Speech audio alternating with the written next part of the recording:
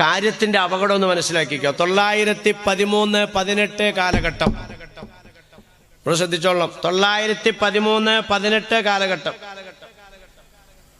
ഫലസ്തീനിക്ക് അല്ലാഹു തആല രക്ഷപ്പെടാനുള്ള പല വഴികളും കൊടുത്തിട്ടുണ്ട്. വിതരക്കാർ ഗൗരവത്തോടെ കേൾക്കണം. ഉറങ്ങേണ്ട പ്രസംഗം അല്ല ഇത്. പല പ്രാവശ്യം നമ്മൾ ഇതിൽ സംസാരിച്ചിട്ടുണ്ട്. അന്ന് സംസാരിച്ച ഒരു ശൈലി ആവില്ല ചിലപ്പോ ഇപ്പൊ നിങ്ങൾ കേൾക്കുന്നത്. നമുക്ക് ഉറങ്ങാനുള്ള ടൈം അല്ല. ഫലസ്തീനിക്ക് കടലിലൂടെ നീന്തിയാൽ നേരെ മദീന സൗദി ചെന്ന് കയറാം. കടലിലൂടെ നീന്തിയാൽ കുറെ മരുഭൂമി താണ്ടിയാൽ സിറിയയിലേക്ക് ചെന്ന് കയറാം. കുറെ തോട്ടങ്ങളും കൃഷിയിടങ്ങളും താണ്ടിയാൽ അവർക്ക് ഈജിപ്തിലേക്ക് ചെന്ന് കയറാം. കുറെ മരുഭൂമിയും കുറെ തോട്ടങ്ങളും ഒക്കെ അങ്ങോട്ട് കടന്നാൽ ജോർദാനിൽ ചെന്ന് കയറാം. എന്ന് പറഞ്ഞാൽ ഫലസ്തീനിന്റെ ചുറ്റും ചങ്ങലക്കണ്ണികൾ പോലെ അറബി രാജ്യങ്ങളാണ്. എവിടെ കയറി ചെന്നിട്ട് സലാം ചൊല്ലിട്ട് ഞാൻ ഫലസ്തീനിയാണേ എന്ന് പറഞ്ഞാൽ ഈ രാജ്യക്കാരെല്ലാം അവരെ ആലിംഗനം ചെയ്ത് അകത്തുകൊണ്ട് സ്വീകരിക്കും. പക്ഷേ ഫലസ്തീനി പോകുന്നില്ല, അത് വേറെ കാര്യം. നേരെ മറിച്ച് ഇന്ത്യ രാജ്യത്ത് ജീവിക്കുന്ന നീ പൗരത്വരേഖ വേറെ ആർക്കും ഉള്ളതല്ല, നിനക്കുള്ളതാ.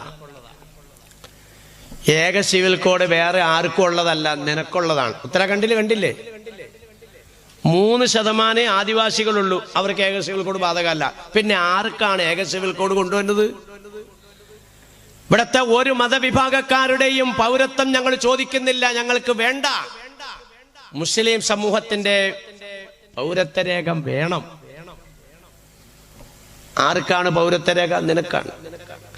ആർക്കാണ് ഏക സിവിൽ കോഡ്? നിനക്കാണ്. ആർക്കാണ് തടങ്കൽ പാളയങ്ങൾ? അത് നിനക്കാണ്. എല്ലാം ഇസ്രായേലിനെ കണ്ട് പകർത്തുന്നതാ. ഈ നിലയ്ക്ക് നിന്നെ ഒരു അപകടത്തിലേക്ക് എത്തിച്ചാൽ ഇന്ത്യ രാജ്യത്ത് ജീവിക്കാൻ നിവൃത്തിയില്ലല്ലോ. പാകിസ്ഥാൻ ഇസ്ലാമിക രാജ്യമാണല്ലോ എന്നുള്ള നിലയ്ക്ക് നീ പാകിസ്ഥാനിലേക്ക് അഭയം തേടി അങ്ങോട്ട് കടന്നു ചെന്നാൽ സലാം ചൊല്ലി നിന്നോട് ചോദിക്കും, നീ ആരാണ്? ഞാൻ ഇന്ത്യക്കാരനാണ്. അപ്പ തലവിട്ടു. ഇന്ത്യക്കാരനായ നിന്നെ പാകിസ്ഥാൻ കണ്ട അപ്പ തലവിട്ടു. എനിക്ക് ഹജ്ജ് സർവീസ് ഉള്ള ആളാ.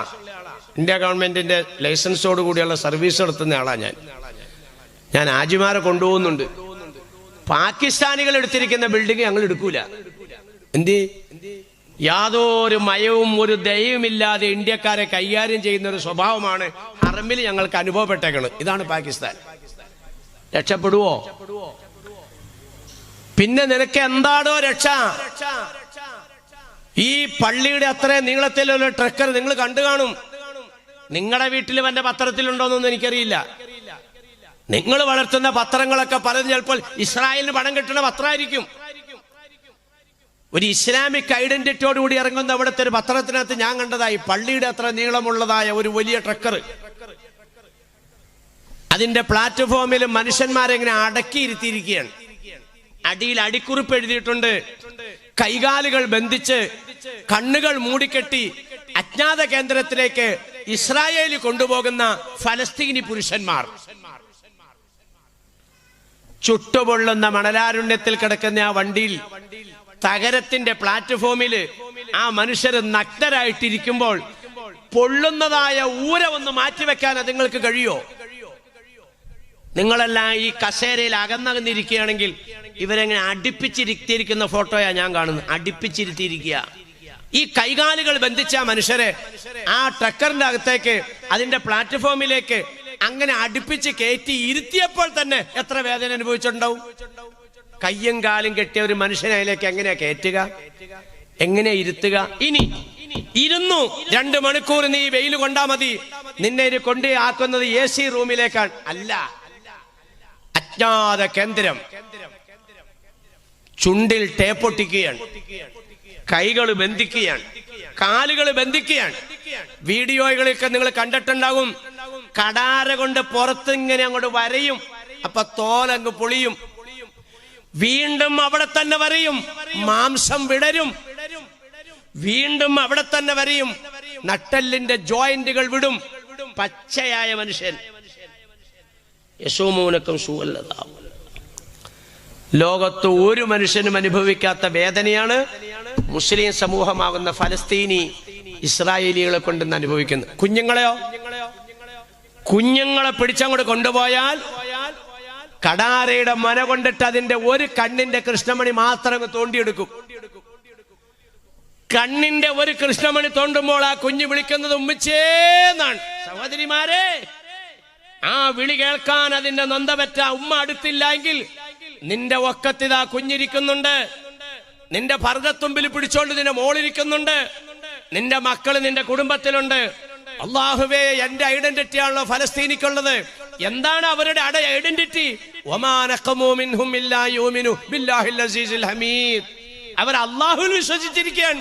അതാണ് യഹൂദന് പറയാനുള്ള ആരോപണം. നിന്നെ പറ്റിയും ഇവിടെ ഉള്ളവർക്ക് പറയാനുള്ള ആരോപണം എന്താണ്? ഇസ്ലാമിന്റെ ശത്രുക്കൾക്ക് നിന്നെ പറ്റി പറയാനുള്ള ആരോപണം എന്താണ്? ഇവർ മുസ്ലിങ്ങളാണ്. അല്ലേ? മുസ്ലിങ്ങളാണ്. അല്ലാഹുവേ, എന്നെ പോലുള്ള എന്റെ സഹോദരന്മാരുടെ സഹോദരിമാരുടെ മക്കളെ ഇതുപോലെ ആക്രമിക്കുമ്പോൾ എന്റെ കുഞ്ഞുങ്ങളെ എന്നോടൊപ്പം താമസിക്കാൻ അനുവദിച്ചതായ അല്ലാഹു അക്ബർ. സുജൂദിലേക്ക് വീണ് നന്ദി പ്രകടിപ്പിച്ചോ?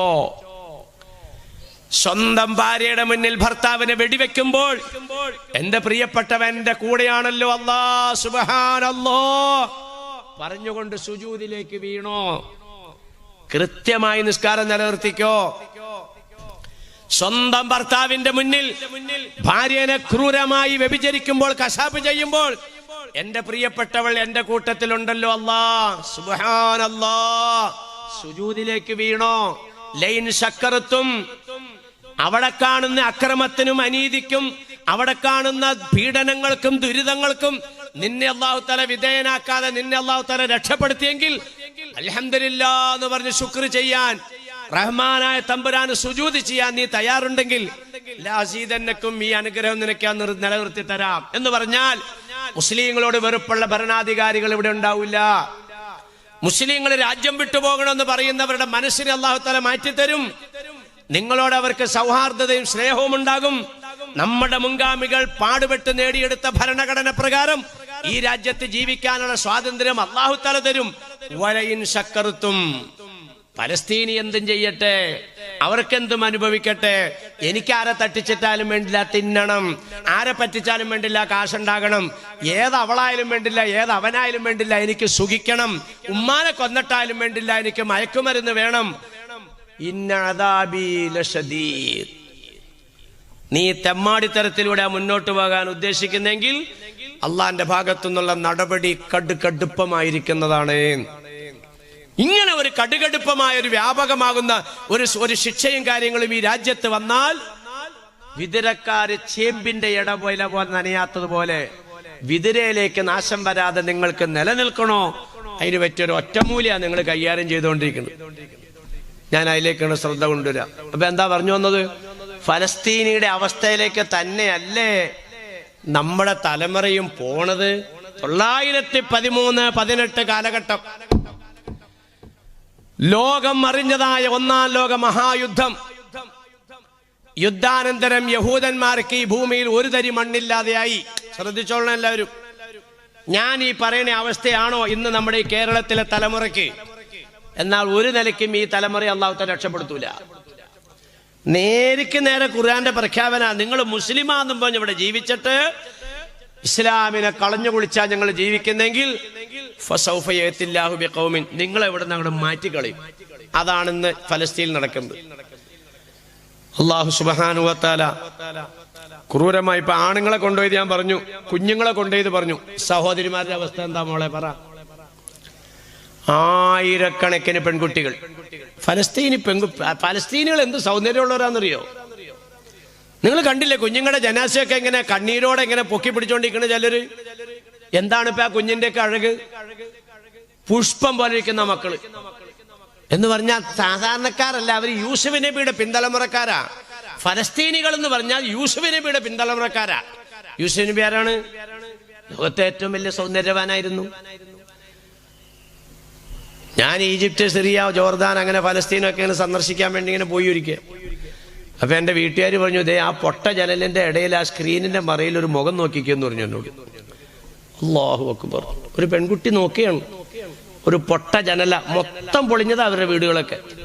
അവിടെ ഇരിക്കുന്ന ഒരു കട്ടന്റെ ഇടയിൽ കൂടി ഞങ്ങളുടെ സംഘം ഇങ്ങനെ പോകുമ്പോൾ ഒരു പെൺകുട്ടി ഇങ്ങനെ നോക്കിയിരിക്കുകയാണ്. ഉദിച്ചു വരുന്ന ചന്ദ്രനെ പോലും നാണിപ്പിക്കുന്ന രീതിയിലുള്ള സൗന്ദര്യം. ഇങ്ങനെയുള്ള കുട്ടികൾ, ആയിരക്കണക്കിന് പെൺകുട്ടികൾ, ആണുങ്ങളുടെ ക്രൂരമാകുന്ന അവർക്ക് കിട്ടുന്ന അവസ്ഥ ഞാൻ ഒന്ന് സൂചിപ്പിച്ചു. കുഞ്ഞുങ്ങളെ കൈകാര്യം ചെയ്ത് ഞാനൊന്ന് സൂചിപ്പിച്ചു. എത്രയോ മക്കളെ കൊന്നുകളഞ്ഞു. വെറും ബ്രോയിലർ കോഴി അറക്കുന്നത് പോലെ ഒരുത്തൻ ഇങ്ങനെ പിടിക്കും, മറ്റവനിങ്ങനെ അറക്കും. അങ്ങനെ ചെയ്തുകൊണ്ടിരിക്കുകയാണ്. എന്റെ സഹോദരന്മാരെ, സഹോദരിമാരുടെ അവസ്ഥ ഒന്ന് ചിന്തിക്കുമോളെ. ആയിരക്കണക്കിന് പെൺകുട്ടികൾ ദുഷ്ടന്മാരാകുന്ന, അക്രമികളാകുന്ന, തെമ്മാടികളാകുന്ന യഹൂദന്മാർക്ക് കിടന്നു കൊടുക്കേണ്ട അവസ്ഥ വന്നെങ്കിൽ ആ കുട്ടികൾ ഇന്ന് എന്നാ ആഗ്രഹിക്കുന്ന, അല്ലാഹ് ഈ ദുഷ്ടന് വേണ്ടി ഞാൻ കിടന്നു കൊടുക്കുന്നതിന് മുമ്പ് നീ എന്നെ അങ്ങ് മരിപ്പിച്ചിരുന്നായിരുന്നു നിങ്ങൾ റബ്ബേ.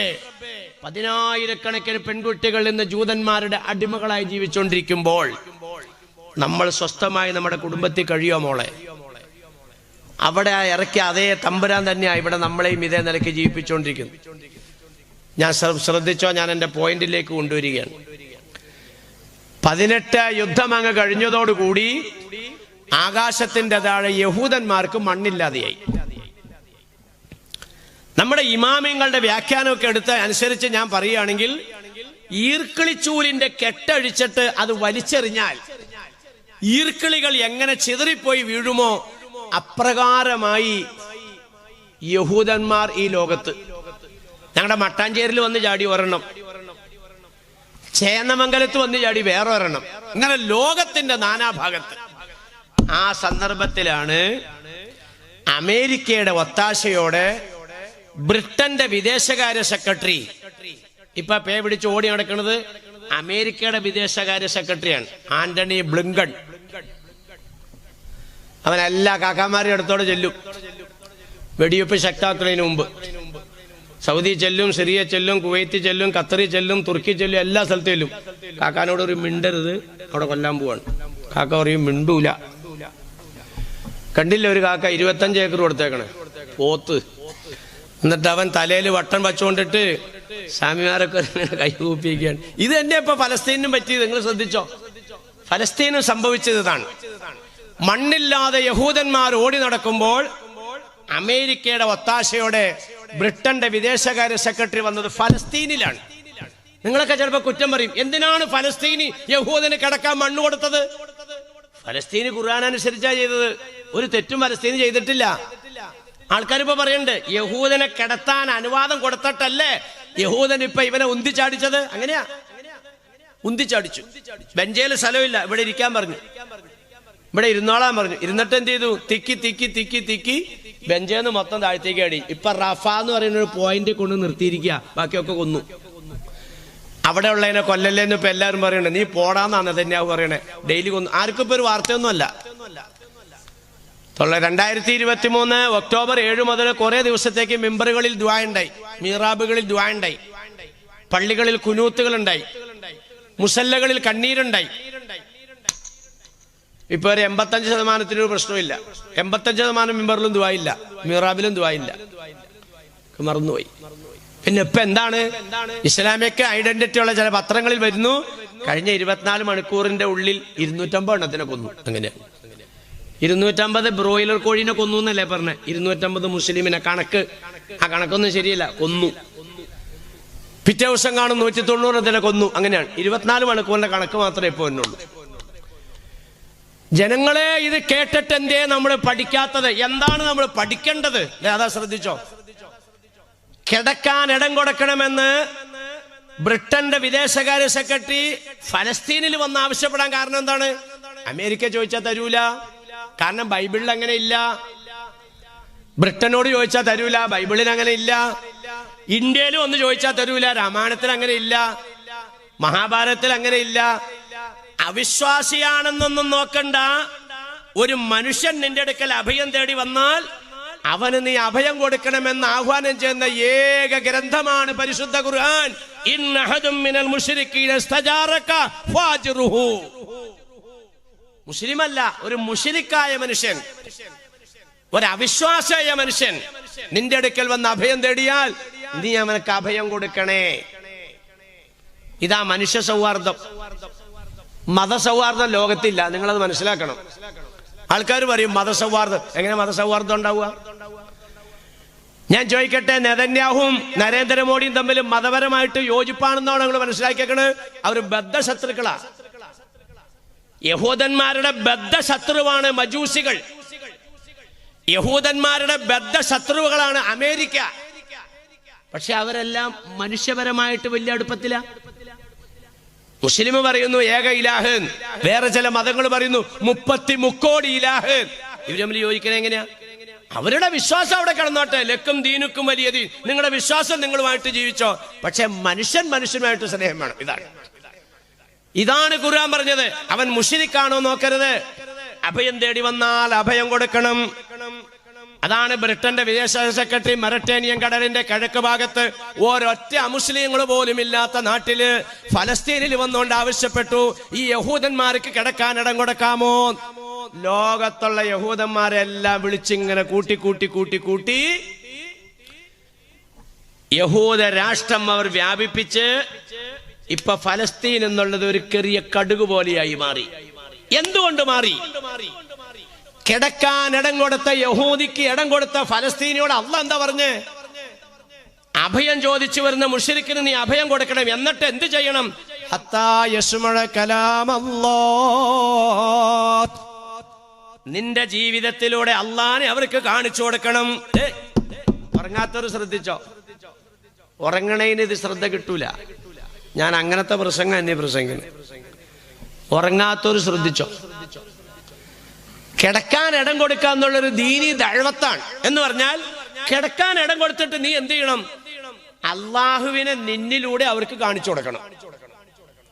എങ്ങനെയാണ് കുടുംബജീവിതം, എങ്ങനെയാണ് അയൽവക്ക ബന്ധം, എങ്ങനെയാണ് മക്കളെ വളർത്തേണ്ടത്, എങ്ങനെയാണ് കൃഷി ചെയ്യേണ്ടത്, എങ്ങനെയാണ് കച്ചവടം നടത്തേണ്ടത്, എങ്ങനെയാണ് രാജ്യം ഭരിക്കേണ്ടത്, എല്ലാത്തിനും നീ കാണിച്ചു കൊടുക്കണമെന്ന് ഫലസ്തീനിയോട് അല്ലാഹ് പറഞ്ഞെങ്കിൽ അവിടെ ഫലസ്തീനി പൊട്ടി. മുമ്പ് ഇങ്ങനെയൊക്കെ തന്നെയാ. ഇവിടെ ഇസ്ലാം പടർന്നത് ആരും വാളെടുത്തിട്ടല്ല, യുദ്ധം ചെയ്തിട്ടല്ല. മുസ്ലിം സമുദായത്തിന്റെ ജീവിതം കണ്ടപ്പോൾ ഇസ്ലാമിലേക്ക് ആളുകൾ കടന്നു വന്നു. അങ്ങനെയല്ലേ? സഹൽ റളിയല്ലാഹു തആലയുടെ തൊട്ടടുത്തുള്ളത് മജൂസി അല്ലായിരുന്നോ? മരിക്കാന്റെ ടൈമിലേക്കുള്ള രോഗം എത്തിയപ്പോൾ ബഹുമാനപ്പെട്ട ഒരു മോനെ വിളിച്ചിട്ട് പറഞ്ഞു, മോനെ നമ്മുടെ അയൽക്കാരനൊന്ന് വിളിച്ചേ. അയാൾ അടുത്തേക്ക് വന്നു കഴിഞ്ഞപ്പോൾ കിടക്കുന്ന ആളുടെ അടുത്ത് നിന്നിട്ട് മുകളിലേക്ക് നോക്കിയപ്പോൾ അയാൾക്കൊരു സത്യം മനസ്സിലായി. ഇക്കാലം വരെ ഞാൻ എന്റെ ടെറസിൽ നിന്ന് അഴുക്ക് അടിച്ചിട്ടുണ്ടിരുന്നത് ഇയാൾ കിടക്കണ സ്ഥലത്തേക്കാണല്ലോ. മജൂസി ചോദിച്ചു, സഹോദര നിങ്ങൾ എന്നെ വിളിച്ചു, നിങ്ങൾ അവസാന സമയത്തേക്ക് എത്തിയെന്ന് നിങ്ങൾക്ക് എന്നെ ബോധ്യപ്പെടുന്നു. പക്ഷേ ഇക്കാലം വരെ നിങ്ങൾക്ക് എന്റെ ഭാഗത്തുനിന്നൊരു ഉപദ്രവം ഉണ്ടായല്ലോ, നിങ്ങൾ അത് എന്തുകൊണ്ടിട്ടാണ് എന്നെ അറിയിക്കാതിരുന്നത്? ഖാദിമീനൽ ഗൈള വൽ ആഫീന അനിൻ നാസ് വല്ലാഹു യുഹിബ്ബുൽ മുഹ്സിനീൻ. ഇതിങ്ങനെ ദേഷ്യം വരുന്നതൊക്കെ ക്ഷമിക്കാനും അയലക്കംകാരോടൊക്കെ നല്ല നിലയ്ക്ക് വർത്തിക്കാനും അവരിങ്ങോട്ട് ഉപദ്രവിച്ചാൽ അങ്ങോട്ട് ഉപദ്രവിക്കാതെ ഉപകാരം ചെയ്യാനും ഇതെല്ലാമാണ് സുഹൃതം എന്നാണ് എൻ്റെ ഖുർആനിലൂടെ എൻ്റെ നബി എനിക്ക് പഠിപ്പിച്ചെന്നത്. അതുകൊണ്ട് നിങ്ങൾ ഇടുന്ന അഴുക്ക് ഞാൻ ഡെയിലി ശുദ്ധീകരിച്ചുകൊണ്ടിരിക്കുകയാണ്. എനിക്കതിനകത്ത് പരാതിയില്ല.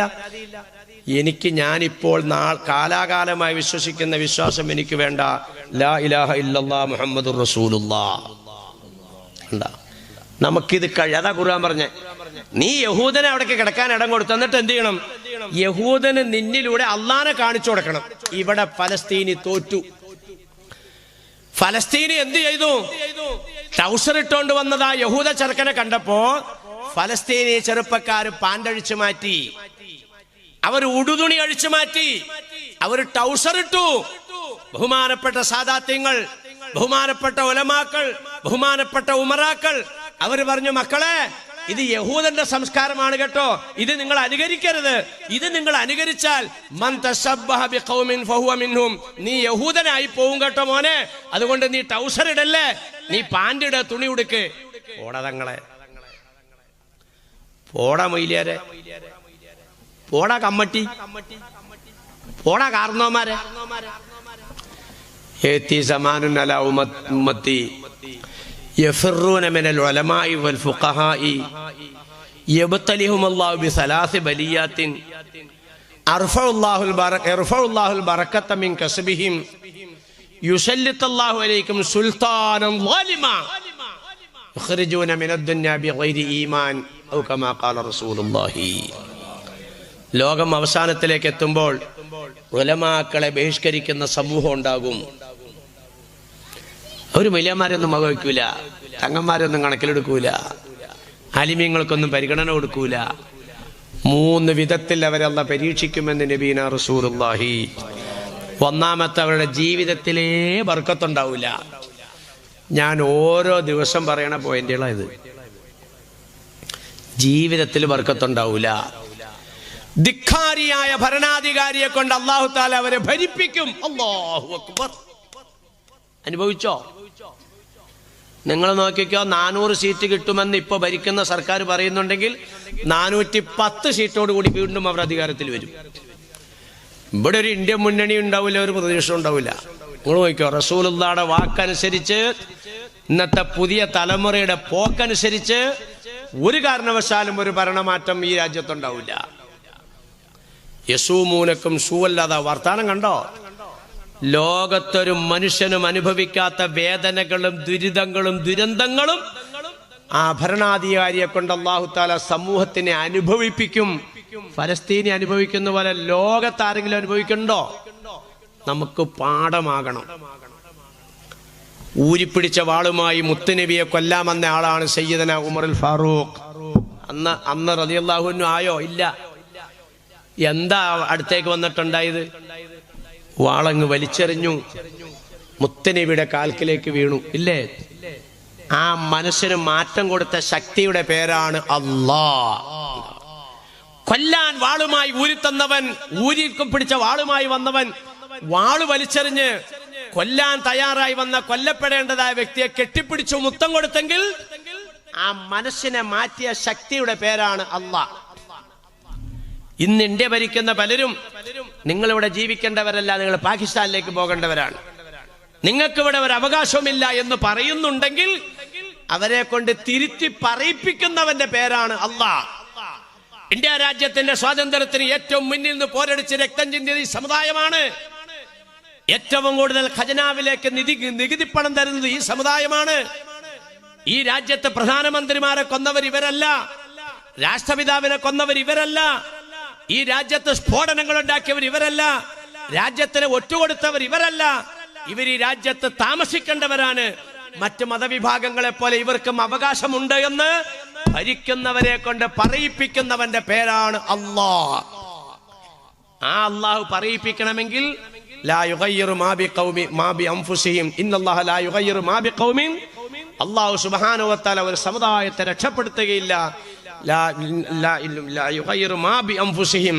നിങ്ങൾ സ്വന്തം തെറ്റുകൾ തിരുത്തി മര്യാദയ്ക്ക് വരാതെ, നമ്മൾ തെറ്റിതിരുത്തി സംശുദ്ധമായ ജീവിതത്തിലേക്ക് വരാൻ തയ്യാറായാൽ അല്ലാഹു സുബ്ഹാനഹു വ തആല നിങ്ങളെ രക്ഷപ്പെടുത്തും. നിങ്ങളെ അല്ലാഹ് രക്ഷപ്പെടുത്തിയില്ലെങ്കിൽ നിങ്ങൾക്ക് രക്ഷപ്പെടാൻ ഒരു മാർഗവുമില്ല.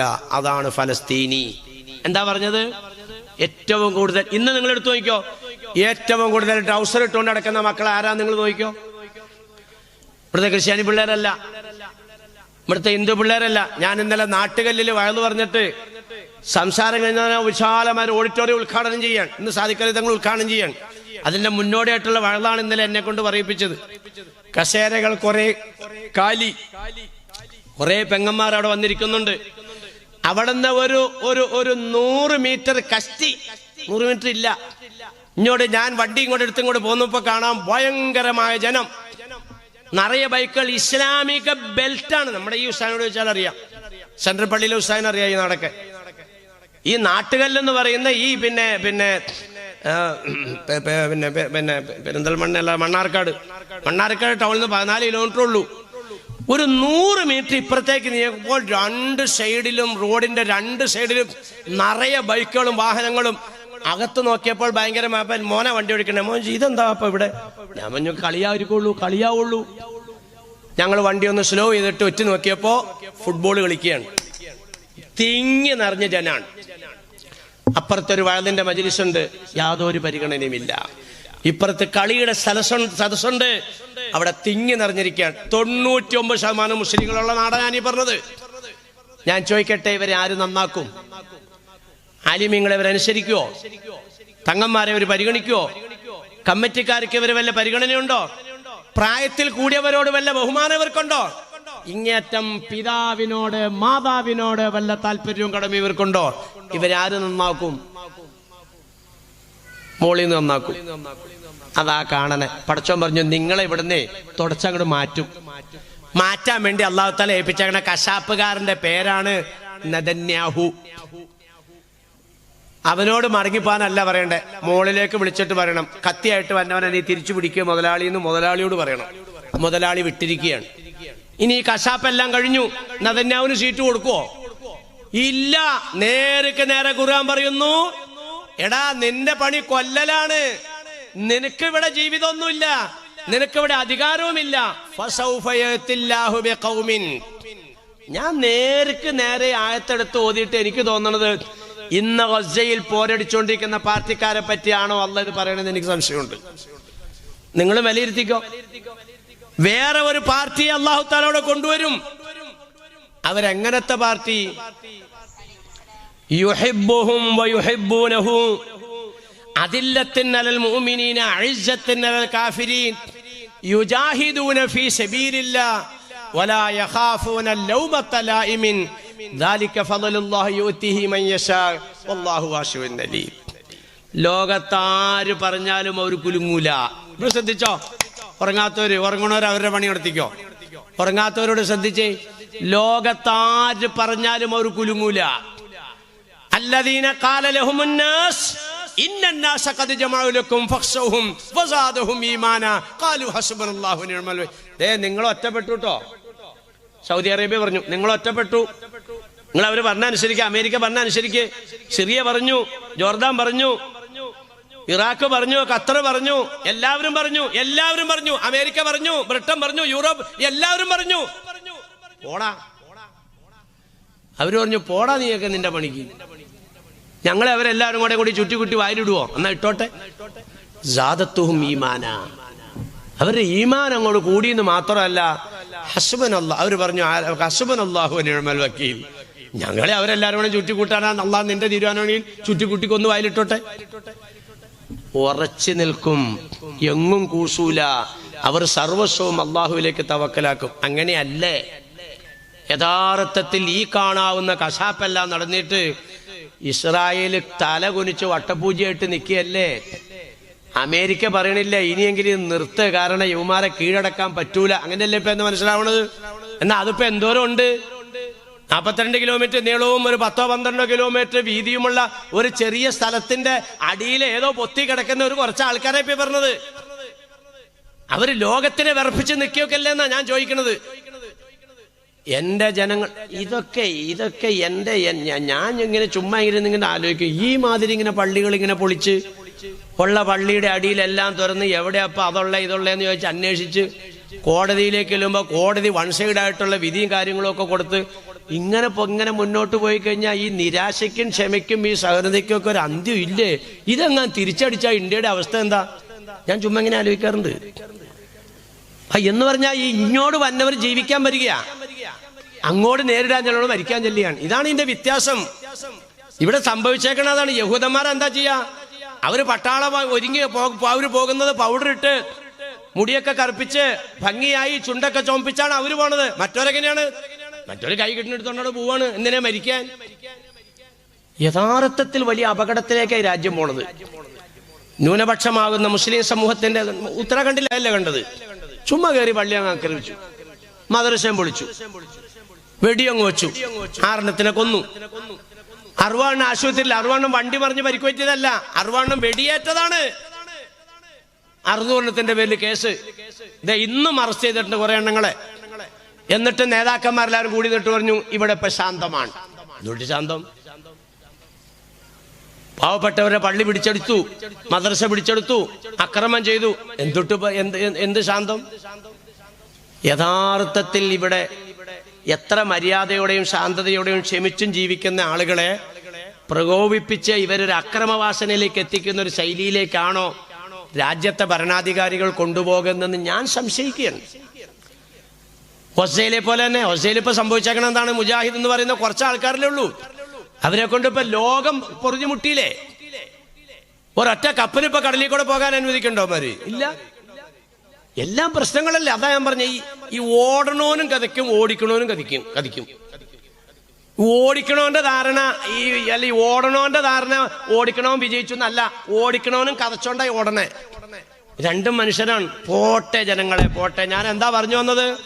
നമ്മുടെ ഈ കേരളത്തിൽ നിന്ന് ഏറ്റവും കൂടുതൽ ഡൗസർ ഇട്ട് നടക്കൊണ്ടോടെ മക്കൾ ആരാ?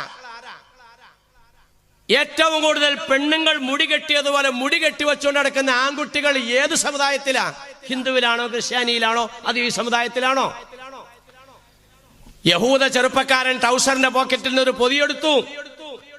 ഫലസ്തീനി ചെറുപ്പക്കാരന് കൊടുത്തപ്പോൾ അവൻ ആവേശത്തോടെ താല്പര്യത്തോടെ മേടിച്ചത് പൊതി വിടർത്തി അല്പമെടുത്ത് നാക്കിന്റെ അടിയിൽ വെച്ചു. തങ്ങൾ പറഞ്ഞു, മോനെ, യഹൂദൻ തന്ന പൊതി എടുക്കല്ലേട്ടോ, അത് ലഹരിയാണ് കേട്ടോ. ഇന്നഹു റാസകുല്ലി ഫാഹിഷത്തിൻ.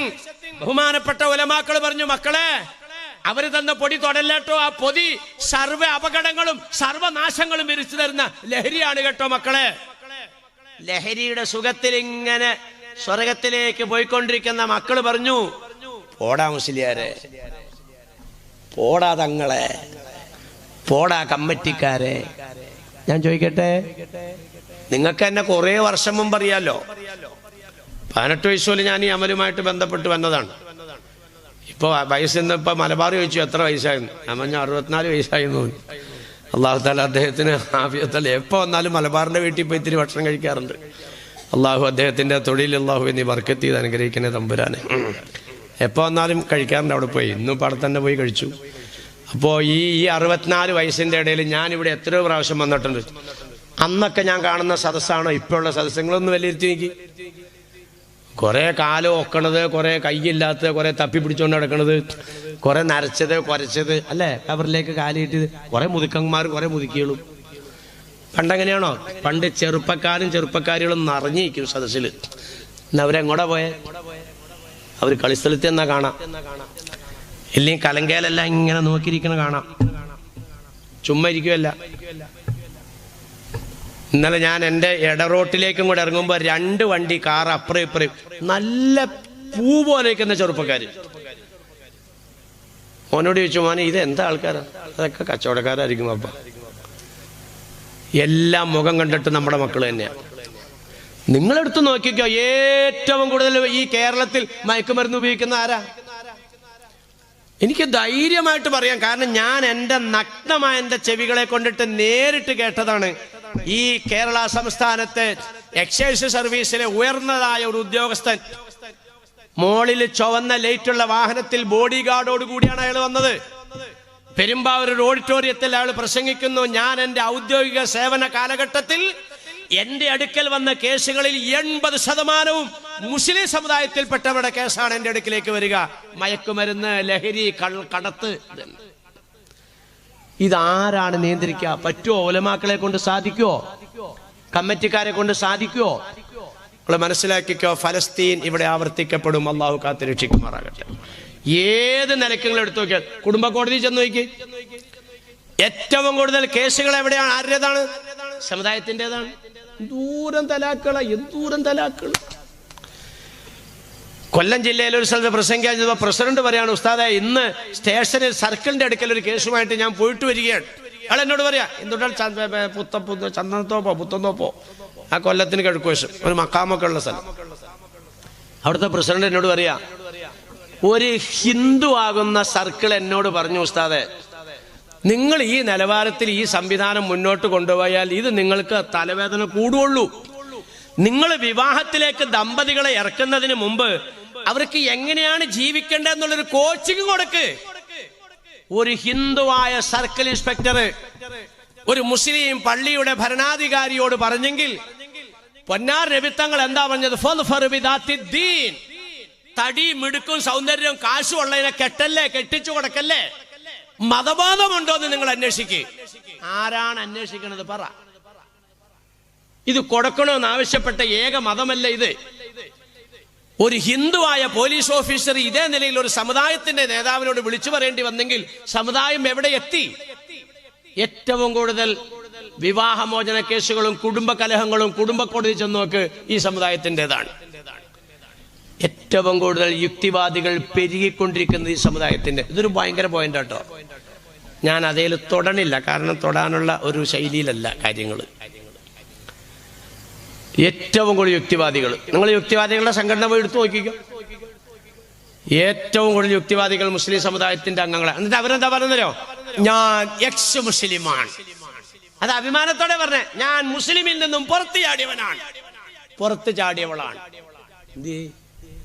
എന്താണ് കുഴപ്പം? ഇവിടത്തെ ഒരൊറ്റ ഹിന്ദു കുട്ടി, യുക്തിവാദിയിലേക്ക് നമ്മുടെ മക്കൾ പോകാനുള്ള കാരണം ഇതാ, നമ്മുടെ ഈ രാജ്യത്തെ ഒരൊറ്റ ഹിന്ദു കുട്ടി ഒരു യുക്തിവാദി നേതാവിന്റെ നാവിൽ നിന്നും പരിഹസിക്കപ്പെടുന്നില്ല. ശ്രദ്ധിച്ചോളണം നിങ്ങൾ.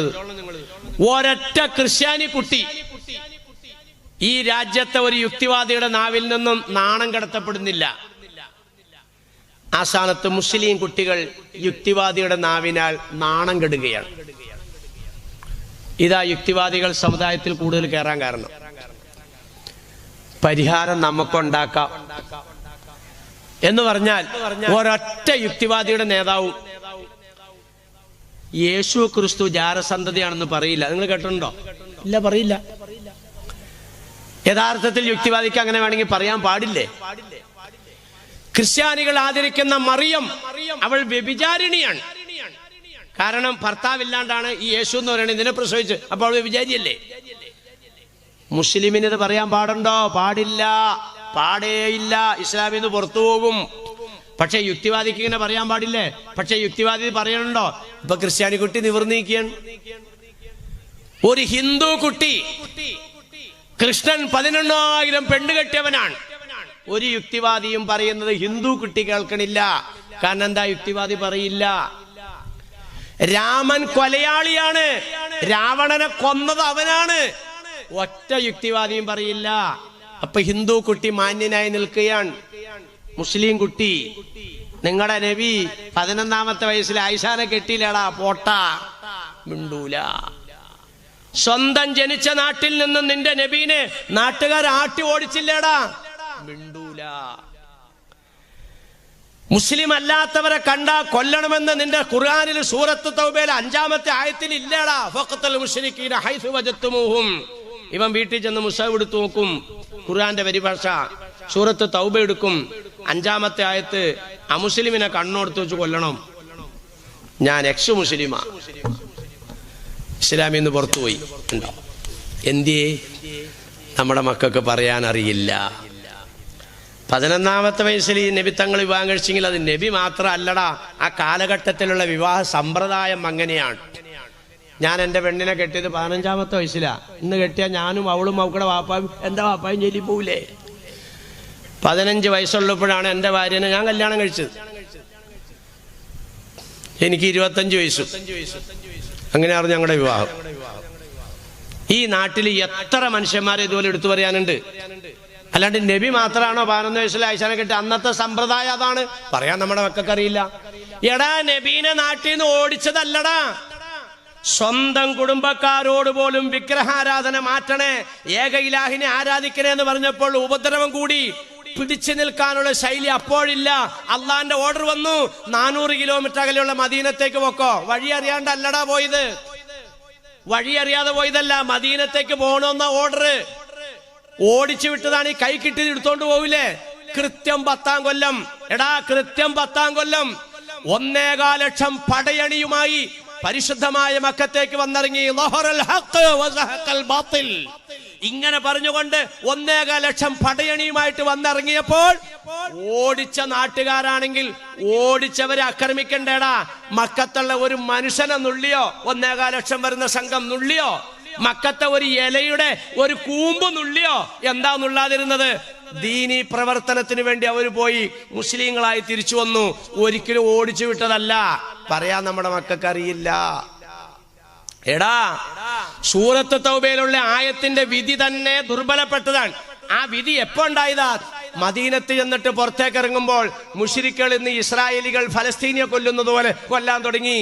അപ്പൊ മുസ്ലിമിനോട് പറഞ്ഞു, നീ ചുമ്മാ നിന്ന് അങ്ങനെ വെട്ടി കൊല്ലപ്പെടണ്ട, നീ വാളെടുത്തോ, അവനെ തട്ടിക്കോ. പക്ഷെ ആ നിയമം ദുർബലപ്പെട്ടു. തൊട്ടടുത്തുള്ള ആയത്തെ ഞാനിപ്പോ മുമ്പ് ഓതി, മുസ്ലിം അല്ലാത്ത ഒരു മനുഷ്യന് അഭയം തേടി വന്നാൽ അഭയം കൊടുക്കണോടാ. അതേ സൂറത്തിൽ തന്നെ തൊട്ടടുത്ത വരിയില് പേജ് മറിക്കണ്ടടാ, നീ എടുത്തു നോക്ക്. അമുസ്ലിം വന്നാൽ അഭയം കൊടുത്താൽ മാത്രം പോരാ, പിന്നെയോ അവനക്ക് അള്ളാന്റെ കലാമിനെ പറഞ്ഞ് പരിചയപ്പെടുത്തി കൊടുക്കണമെന്ന് മാത്രം പോരാ, പിന്നെ അവനെ ഉദ്ദേശിച്ച് അവനോട് ചോദിക്കണം. അവനോട് ചോദിക്കണം, നിനക്ക് എവിടെയാടാ സുരക്ഷിതം എന്ന് ചോദിക്കണം. അപ്പൊ കാക്കാ, എനിക്ക് ഇന്ന സ്ഥലത്ത് നിന്നാ സുരക്ഷിതമായി ജീവിക്കാം, ആ സ്ഥലത്തേക്ക് നീ അവനെ കൊണ്ടുപോയി സുരക്ഷിതമായിട്ട് എത്തിക്കണം. ഇതെടുത്ത് നോക്കടാ യുക്തിവാദി എന്ന് പറയാൻ. നമ്മുടെ മക്കൾക്ക് ഖുർആൻ അറിയില്ല. ഇനി ഖുർആൻ അറിയില്ല പോട്ടെ, വർത്താനം പറയാനും അറിയില്ല. എടാ യുക്തിവാദികളെ, നിന്റെ അപ്പൻ, നിന്റെ അപ്പന്റെ അപ്പൻ, നിന്റെ അളിയൻ, നിന്റെ നാത്തൂൻ, നിന്റെ ചേട്ടൻ, നിന്റെ ചേച്ചി ഒക്കെ കോടികൾ കൊണ്ടുവരുന്നത് മുസ്ലിം രാജ്യത്തു നിന്നല്ലേടാ. ഒരു കഥയില്ലാത്ത പാവങ്ങളായതുകൊണ്ടിട്ടില്ലേ ഇവിടെ 2.5 ഏക്കർ പൊളിച്ചിട്ട് മുസ്ലിം സമുദായത്തിന്റെ പള്ളി കത്തി കഴിഞ്ഞപ്പോ അവിടെ 25 ഏക്കർ കൊടുത്തിട്ട് അമ്പലം പണിതു കൊടുത്തു.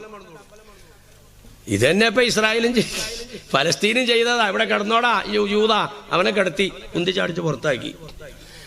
ഇപ്പൊ ഇവിടുന്ന് എല്ലാവരും അങ്ങോട്ട് ചെല്ലുമെന്നാണ് UAE-യുടെ വട്ടുവച്ച പോത്തിന്റെ ധാരണ. എല്ലാവരും അങ്ങോട്ട് ചെല്ലും, അപ്പൊ ടൂറിസ്റ്റിന്റെ കാശ് കിട്ടും. എവിടെ ഒക്കെ വലിയ താമസം ഇല്ലാതെ നിന്റെ രാജ്യമൊക്കെ ശിർക്കോട്ട് നിറയൂടാ, നിന്നെ പുറത്താക്കും, കടലിലേക്ക് തള്ളിക്കളയും. ഭയങ്കര കുഴപ്പത്തിലേക്ക് പോണേ, ബുദ്ധിയില്ല. അത് തന്നെ പോട്ടെ. പക്ഷെ ഈ മക്കൾക്ക്, നമ്മുടെ മക്കൾക്ക് ചോദിക്കാറില്ല. എടാ, ഈ ഗൾഫ് രാജ്യങ്ങളിലേക്കൊക്കെ പോയി അല്ലടാ നീ കാശുണ്ടാക്കിയത്. ഇസ്ലാമിക രാജ്യമാണടാ സൗദി അറേബ്യ. ഖുർആൻ അവിടത്തെ ഭരണഘടന. അവിടെ ചെന്ന് നിന്റെ ചേട്ടൻ ഇറങ്ങി എയർപോർട്ടിൽ ചെന്നു, അവിടെ ചെന്നു, പിന്നെ എമിഗ്രേഷൻ ഒക്കെ നടന്ന് നോക്കുമ്പോ നിന്റെ പാസ്പോർട്ടിൽ എഴുതിയിരിക്കുന്നു കുഞ്ഞികൃഷ്ണൻ. മാറിക്കടാ, നീ മുസ്ലിം അല്ല. എടാ, ലോകത്ത് അങ്ങനെ ഉണ്ടായിട്ടുണ്ടോടാ? മുസ്ലിം അല്ലാത്തവരെ കാണുമ്പോ കാണോടത്ത് വെച്ച് കൊല്ലണോന്ന് പറഞ്ഞെങ്കിൽ ലോകത്ത് എവിടെയെങ്കിലും ഒരു മുസ്ലിം അല്ലാത്ത മനുഷ്യനെ മുസ്ലിം അല്ലാത്തതിന്റെ പേര് കൊല്ലുന്നു എന്ന് പറഞ്ഞു കൊന്നിട്ടുണ്ടോടാ? നേരെ മറിച്ച് നിന്റെ രാജ്യത്ത് എന്താടാ നടക്കണേ? മുസ്ലിം ആയതുകൊണ്ട് മാത്രമല്ലേടാ കൊല്ലണേ? പറ. തിരിച്ചു ചോദിക്കാൻ നമ്മുടെ മക്കൾക്ക് അറിയില്ല. നമ്മുടെ മക്കൾ ആരാവും? ഞാൻ എക്സ് മുസ്ലിമാണ്. എല്ലാത്തിനും ഉത്തരവാദി നമ്മളാ. അപ്പൊ ഞാൻ എന്താ പറഞ്ഞു വന്നത്? യുക്തിവാദി പെരുകുന്നു, കള്ള് പെരുകുന്നു, ഉമ്മാനെ തല്ലണവർ പെരുകുന്നു, വാപ്പാനെ തല്ലണവർ പെരുകുന്നു, ഉലമാക്കള് പറയുന്നത് ധിക്കരിക്കുന്നു. ഈ ഒരവസ്ഥയിലേക്ക് ഫലസ്തീനി ചെന്നെത്തിയപ്പോൾ അല്ലാഹു സുബ്ഹാനഹു വ തആല കൈകാര്യം ചെയ്തു.